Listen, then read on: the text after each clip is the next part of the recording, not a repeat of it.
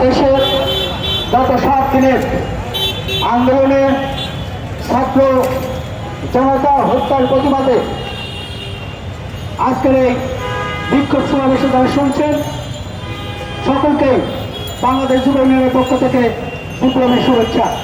প্রিয় বন্ধুগণ, বাংলাদেশ ছাত্র ইউনিয়নের উত্তরা সংসদের সদস্য ছাত্রনেতা মাহমুদুর রহমান রেজভী সহ এই আন্দোলনে যারা শহীদ হয়েছেন সকলের প্রতি শ্রদ্ধা জানিয়ে কয়েকটি কথা বলতে চাই। আপনারা গত 7 দিনের ঘটনা এবং এই জুলাই মাসের 1 তারিখ থেকে প্রত্যেকটি ঘটনা জানেন। ছাত্ররা যৌক্তিক কোঠা আন্দোলনের যেটি একটি মীমাংসিত বিষয় ছিল, সেই বিষয় নিয়ে সরকারের কূটকৌশলের কারণে আবার যখন এই ইস্যু আসলো তখন আমাদের ছাত্ররা ঢাকা বিশ্ববিদ্যালয় সহ সারা বাংলাদেশের শিক্ষা প্রতিষ্ঠান কেন্দ্রে শান্তিপূর্ণ আন্দোলন করে আসছিল। সেই শান্তিপূর্ণ আন্দোলনে তারা তাদের যৌক্তিক দাবি দেওয়া দিয়ে তারা ধারাবাহিকভাবে বিভিন্ন কর্মসূচি পালন করেছে। সেই কর্মসূচির একটি পর্যায়ে আমরা দেখেছি তারা বাধা ব্যারিকেড ভেঙে রাষ্ট্রপতি বরাবর তাদের দাবির জন্য স্মারকলিপি দিয়েছিল।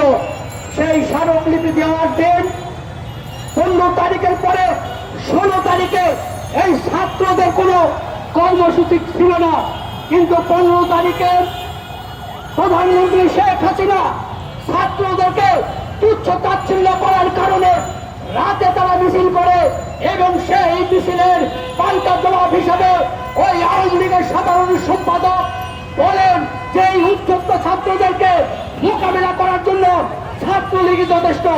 আমরা কি দেখলাম?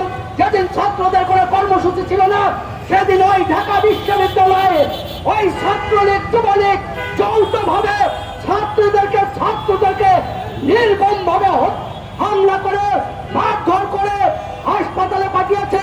এমনকি হাসপাতালে যখন চিকিৎসা নিতে গেছে তখন আমরা দেখেছি এই সরকার ওই পেট্রোল বাহিনী ওই ছাত্রলীগ যুবলীগ হেলমেট বাহিনী ওই ঢাকা মেডিকেলের ভিতর গিয়েও ছাত্রদেরকে মারধর করেছে, আহত করেছে।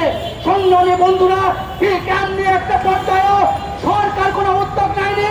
সরকারের এই কাদের সাহেব ওই দিনে ছাত্রদেরকে উস্কাইছিল। তারপরে ছাত্র জনতা সারা দেশে ছাত্রলীগ যুবলীগের বিরুদ্ধে প্রতিরোধ করে তুলেছিল এবং সেই প্রতিরোধে আপনারা জানেন সারা বাংলাদেশ থেকে ছাত্রলীগ যুবলীগ এমনকি আওয়ামী লীগ আরো বলতে হয় এমনকি ওই সংসদে যে সংসদ অবৈধ সংসদ সেই